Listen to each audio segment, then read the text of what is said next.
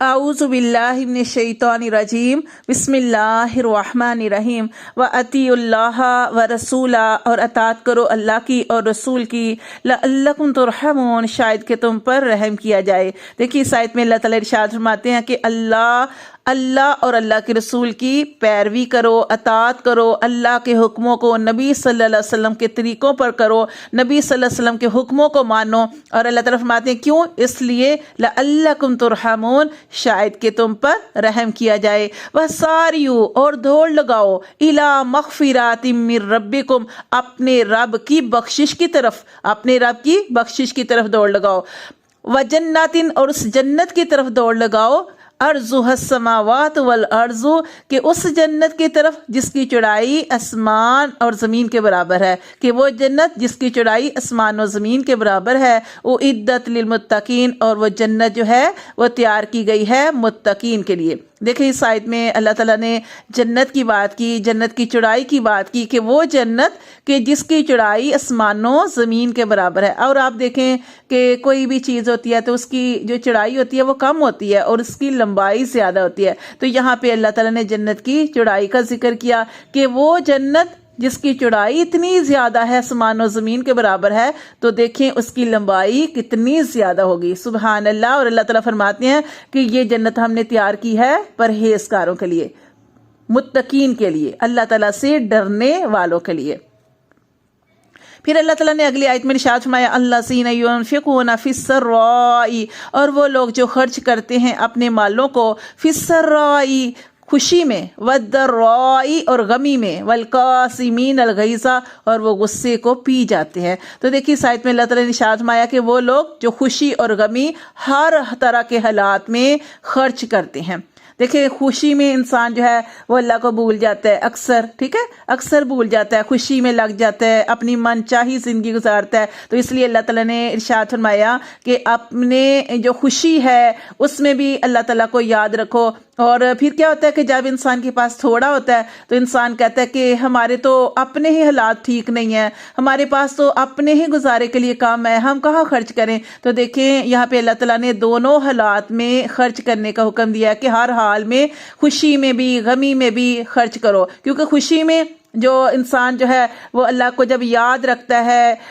اللہ نے اگر مال دیا ہے تو اسے اپنے اوپر لگاتا ہے، عزیز و اقارب کے اوپر لگاتا ہے، اپنے اہل و عیال کے اوپر لگاتا ہے، تو اسی طرح اللہ کے راستے میں، مدرسے میں، کسی غریب کی مدد کرنے میں لگاتا ہے، تو اللہ تبارک و تعالیٰ جو ہیں اس کے مال میں برکت ڈال دیتے ہیں۔ اور جب بیماری آتی ہے، جب پریشانی آتی ہے، تو اس وقت بھی جو ہے اللہ تعالیٰ کو یاد رکھنا چاہیے، اللہ تعالیٰ کے آگے صدقہ کرنا چاہیے۔ یہ صدقہ جو ہوتا ہے نا یہ بیماری کو ٹالتا ہے، لیکن سب سے بہترین صدقہ کیا ہے، سب سے بہترین خرچ کرنا کیا ہے کہ انسان اپنی صحت کی حالت میں اللہ تعالیٰ کی راہ میں خرچ کرے، ٹھیک ہے۔ جب اللہ نے صحت دی ہے، جب اللہ نے مال دیا ہے تو اس کو اللہ کی راہ میں لگائے، اس کا اجر و ثواب بہت زیادہ ہے، ٹھیک ہے۔ جب انسان اللہ کی راہ میں لگاتا ہے تو اللہ تبارک و تعالیٰ کتنی ہی پریشانیاں، غم، تکلیفیں ایسی ہوتی ہیں کہ آنے سے پہلے ہی اللہ تعالیٰ جو ہے وہ ٹال دیتے ہیں۔ تو اس لیے اللہ تعالیٰ کو ہر طرح کے حالات میں یاد رکھنا چاہیے، خوشی میں بھی اور غمی میں بھی۔ اور دیکھیں اللہ تعالیٰ نے یہ نہیں کہا کہ جو ہے آپ نے اتنا خرچ کرنا ہے، اللہ نے اس کی ایک حد مقرر نہیں کی ہے، بلکہ اللہ تعالیٰ نے کیا ارشاد فرمایا کہ وسعت والا وسعت کے مطابق، یعنی جس کو زیادہ اللہ نے دیا ہے وہ اپنی وسعت کے مطابق خرچ کرے، اور جو تنگ دست ہے وہ بھی اپنی حیثیت سے خرچ کرے، ٹھیک ہے۔ تو آپ دیکھیں نا جیسے آپ صلی اللہ علیہ وسلم نے ایک دفعہ اسی طرح صدقہ جو تھا وہ کرنے کا حکم دیا تھا، تو حضرت ابوبکر صدیق رضی اللہ تعالیٰ عنہ جو تھے اپنے گھر کا سارا ہی مال لے آئے تھے، اور حضرت عمر فاروق رضی اللہ تعالیٰ عنہ اپنے گھر کا آدھا سامان لے آئے تھے، اور اسی طرح عبد الرحمن بن عوف صحابی ہیں وہ بھی اپنے گھر کا آدھا سامان لے آئے تھے۔ تو اللہ کی راہ، اور ایک صحابی تھے انہوں نے پوری رات ایک یہودی کے گھر میں جو تھی کیا کیا تھا اس نے کہ اس صحابی نے پوری رات نوکری کی، کیا مزدوری کی کہ ایک کنویں سے پانی نکالتے رہے اور کھیت کو سیراب کرتے رہے، اور پوری رات محنت کی، اور اللہ کے راہ میں دینے کا اتنا جذبہ تھا کہ انہوں نے مزدوری کر کے تو وہ اللہ کی راہ میں دیا۔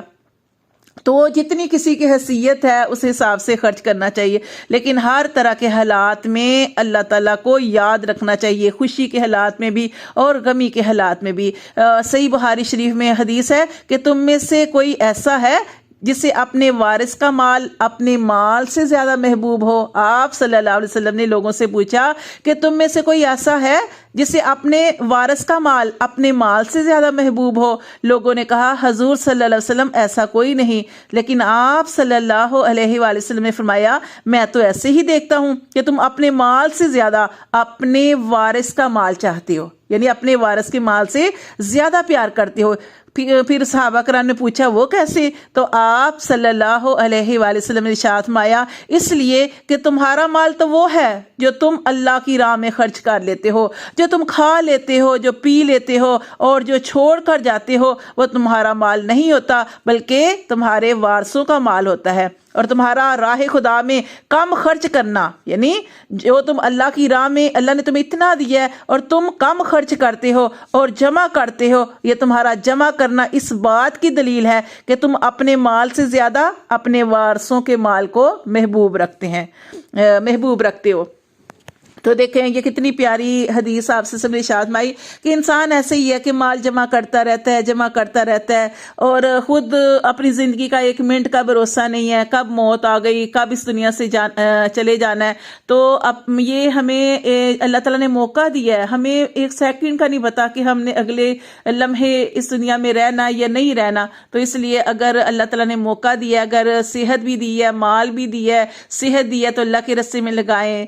ٹھیک ہے۔ اگر اسی طرح مال دیا تو اللہ تعالیٰ کے راستے میں خرچ کریں، ٹھیک ہے، اپنی ضروریات پر بھی لگائیں، اپنے اہل و عیال پر بھی خرچ کریں، اپنے اوپر بھی خرچ کریں، لیکن راہ خدا میں بھی خرچ کریں، اس کا بہت زیادہ اجر و ثواب ہوتا ہے۔ کیونکہ بیماری کی حالت میں، پریشانی کی حالت میں تو انسان کہتا ہے نا کہ صدقہ دے دو،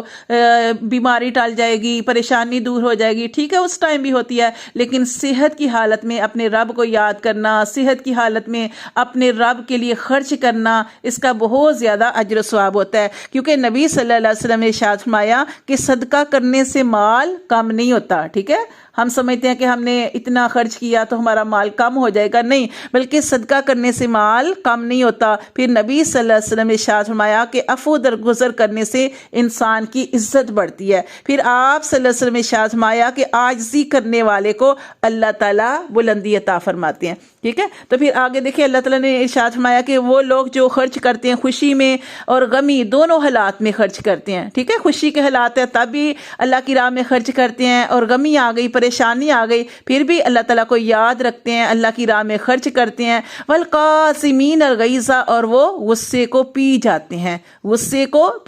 ہیں۔ یہ بہت دیکھیں غصہ کیا ہے، غصہ یہ ہوتا ہے کہ جیسے انسان کے اندر طوفان آیا ہوتا ہے، اور جیسے آپ دیکھیں کہ طوفان کیا ہوتا ہے، مثال کے طور پر آپ دیکھیں کہ جب ہم پانی رکھتے ہیں اور پانی ابلتا ہوا پانی جو ہوتا ہے چولہے کے اوپر ہوتا ہے، تو اگر وہ ابلتا ہوا پانی باہر گرے گا تو جس پہ گرے گا وہ جل جائے گا۔ تو اسی طرح یہ غصہ ہے،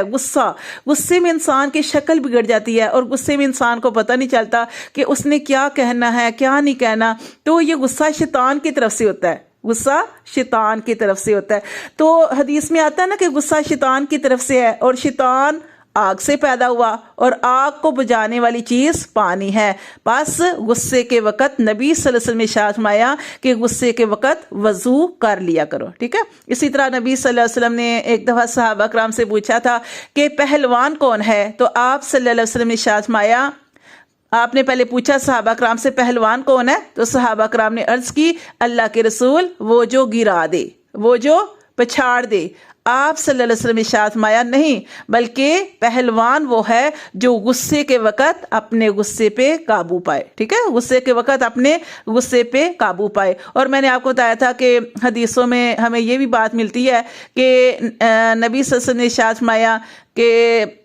توز پاڑ لیا کرو، ٹھیک ہے نا، جب غصہ آئے تو کیا کرنا چاہیے، توز پاڑ لینا چاہیے۔ اور پھر میں نے آپ کو ایک آیت بتائی تھی کہ یہ غصہ جو ہوتا ہے نا یہ آگ ہوتی ہے، تو یہ آیت بھی پڑھ لینی چاہیے، یا نارکونی بردوں و سلامن علی ابراہیم، ٹھیک ہے، یہ والی آیت پڑھ لیں۔ اسی طرح غصہ آئے تو خاموش ہو جانا چاہیے، ٹھیک ہے، صبر کر لینا چاہیے، یا پھر پانی پی لیں، کھڑے ہیں تو بیٹھ جائیں۔ اسی طرح ایک صحابی تھے نا، تو انہوں نے نبی صلی اللہ علیہ وسلم سے عرض کی کہ اللہ کے رسول مجھے کوئی نصیحت کریں، تو آپ صلی اللہ علیہ وسلم نے ارشاد فرمایا کہ غصہ نہ کر۔ پھر اس نے پوچھا، پھر آپ نے فرمایا غصہ نہ کر۔ اسی طرح 3 مرتبہ اس صحابی نے سوال کیا، اور تینوں مرتبہ آپ صلی اللہ علیہ وسلم نے ارشاد فرمایا تھا کہ غصہ نہ کر، ٹھیک ہے۔ تو یہ ہم مطلب غصے میں آ جاتے ہیں، اور غصے کی وجہ سے تباہی ہو جاتی ہے، انسان جو ہے وہ بڑی سے بڑی باتیں، اور غصے میں آپ کو پتہ ہے ایسے ہی ہوتا ہے کہ انسان وہ کچھ کہہ دیتا ہے کہ جو وہ نہیں کہنا چاہتا، اور غصے کی وجہ سے لڑائی جھگڑے اور فتنے فساد پھیلتے ہیں۔ تو اگر اس وقت انسان تھوڑا سا برداشت کر لے تو پھر جو بڑے سے بڑی وہ جو طوفان آنے والے ہوتے ہیں نا، وہ رک جاتے ہیں۔ تو اس لیے کوشش یہ کرنی چاہیے، جیسے یہاں پہ آیا کہ والقاظمین الغیظ، کہ وہ کیا کرتے ہیں، غصے کو پی جاتے ہیں، اور کیا کرتے ہیں، والعافین عن الناس، اور لوگوں کو معاف کر دیتے ہیں۔ دیکھیں کتنی یہ چیزیں اس میں بیان کی گئی ہیں کہ اللہ کی راہ میں خرچ کرنا، خوشی کے حالات میں، غمی کے حالات میں غصے کو پی جانا، اور لوگوں سے درگزر کا معاملہ کرنا، ٹھیک ہے، کہ درگزر کا معاملہ کرنا، کہ کسی نے آپ کے ساتھ برا معاملہ کیا تو آپ اس کو کیا کریں، اللہ کی رضا کے لیے معاف کر دیں۔ دیکھیں آپ حضرت وحشی تھے نا، تو دیکھیں جیسے آپ دیکھیں کہ حضرت ابو سفیان تھے، تو وہ اسلام کے بہت بڑے دشمن تھے، اور ان کی بیوی ہندہ جو تھی وہ بھی اسلام کی دشمن تھی۔ تو جب آپ صلی اللہ علیہ وسلم کے چچا زاد بھائی جو تھے حضرت حمزہ رضی اللہ تعالیٰ عنہ، جو غزوہ احد میں جو ہے شہید ہوئے، تو ہندہ جو تھی نا، ابو سفیان کی بیوی ہندہ، اس نے کہا تھا وحشی سے، اب تو ہم ان کو حضرت وحشی کہیں گے، لیکن اس وقت انہوں نے اسلام قبول نہیں کیا تھا، تو ان سے کہا تھا، ہندہ نے کہا تھا کہ حضرت حمزہ کا جو ہے نا وہ کلیجہ وہ نکال کے لاؤ، تو میں ان کو چبانا، یعنی انہوں نے پھر وہ حضرت وحشی جو تھے وہ کلیجہ لے کے آئے تھے، پھر انہوں نے جو ابو سفیان کی بیوی ہندہ، اس نے ان کا کلیجہ جو تھا وہ چبایا تھا۔ تو یہ دیکھیں کہ کتنی تکلیف، مطلب اب نبی صلی اللہ علیہ وسلم دیکھیں نا کہ جب حضرت وحشی جو تھے انہوں نے اسلام قبول کیا، ٹھیک ہے، تو آپ صلی اللہ علیہ وسلم جو تھے آپ صلی اللہ علیہ وسلم نے ان کو معاف کر دیا، اور لیکن آپ صلی اللہ علیہ وسلم کے دل میں یہ تھوڑا بہت، یعنی وہ آتا تھا، یہ چیز آتی تھی کہ جیسے ہی وہ سامنے آتے تو آپ صلی اللہ علیہ وسلم فرماتے تھے کہ میرے سامنے نہ آیا کرو، مجھے اپنے چچا جو ہے نا، ہم چچا زاد بھائی حضرت حمزہ، وہ ان کی یاد جو ہے، ان کا غم جو ہے وہ تازہ ہو جاتا ہے۔ تو لیکن آپ صلی اللہ علیہ وسلم نے ان کو معاف کر دیا۔ اسی طرح آپ دیکھیں ابو سفیان جو تھے اسلام کے بہت بڑے دشمن تھے، اسلام قبول کیا تو سب کچھ معاف کر دیا۔ اسی طرح ان کی ہندہ جو ان کی بیوی تھی، پھر وہ بھی جو ہے انہوں نے اسلام قبول کر لیا۔ اسی طرح آپ صلی اللہ علیہ وآلہ وسلم نے جب فتح مکہ سے پہلے کافروں نے، قریش نے، مشرکین نے آپ کو طرح طرح کی تکلیفیں دی، ستایا، تو جب فتح مکہ ہوا تو آپ صلی اللہ علیہ وسلم جو تھے انہوں نے سب کو معاف کر دیا تھا۔ تو یہ ساری چیزیں میں کہاں سے پتہ چلتی ہیں کہ ہمیں نبی صلی اللہ علیہ وآلہ وسلم سے پتہ چلتی ہیں، کہ اسی لیے اللہ تعالیٰ نے جو سب سے پہلے میں نے آیت پڑھی کہ اللہ تعالیٰ نے ارشاد فرمایا کہ اطیعوا اللہ و رسولہ، کہ اللہ کی اطاعت کرو اور اللہ کے رسول کی، کہ اللہ کے حکموں کو مانو اور رسول کے طریقوں پر کرو، کہ نبی صلی اللہ علیہ وسلم نے جو کام کیا، یہ ساری تکلیفیں، پریشانیاں، سارے حالات سے ہمارے نبی صلی اللہ علیہ وآلہ وسلم کو بھی گزرنا پڑا، اور کیسے آپ نے صبر کیا، کیسے آپ نے برداشت کیا، کیسے آپ نے پھر سب کو معاف بھی کر دیا۔ تو اگر ہم بھی یہ سارا کچھ کرنے کی کوشش کریں، برداشت کریں، صبر کریں، اور آپ پورا قرآن پڑھ لیں، اس میں اللہ تعالیٰ نے یہی ارشاد فرمایا کہ جو ہے مدد حاصل کرو اللہ تعالیٰ کی صبر اور نماز کے ذریعے، ٹھیک ہے، نماز پڑھو اور صبر کرو، برداشت کرو، تو تمہیں بہت کامیابیاں ملیں گی، اس کا بہت زیادہ اجر و ثواب ملے گا۔ کیونکہ دیکھیں ایک حدیث میں آتا ہے نا کہ قیامت کا دن ہوگا تو اللہ تعالیٰ کی طرف سے منادی کی جائے گی، یعنی فرشتے منادی کریں گے کہ جس شخص پر اللہ کا کوئی حق ہے وہ کھڑا ہو جائے۔ اس وقت صرف وہ لوگ کھڑے ہوں گے جنہوں نے دنیا میں لوگوں کے قصور، غلطیاں معاف کی ہوں گی، ٹھیک ہے، جنہوں نے معاف کیا ہوگا۔ دیکھیں نا، معاف کرنا کہ آپ کو کوئی ستا رہا ہے، پریشان کر رہا ہے، آپ کے خلاف جو ہے طرح طرح کے منصوبے بنا رہا ہے، آپ کے خلاف چالیں چل رہا ہے، لیکن آپ اس کو معاف کر دیں، کتنی بڑی بات ہے، ٹھیک ہے۔ تو یہ جو حدیث میں نے آپ کو بتائی نا کہ قیامت کے روز اللہ تعالیٰ کی طرف سے منادی ہوگی کہ جس شخص پر اللہ تعالیٰ کا کوئی حق ہے وہ کھڑا ہو جائے۔ اس وقت صرف وہی لوگ کھڑے ہوں گے جنہوں نے دنیا میں لوگوں کے قصور معاف کیے ہوں گے۔ تو اس وقت ان کو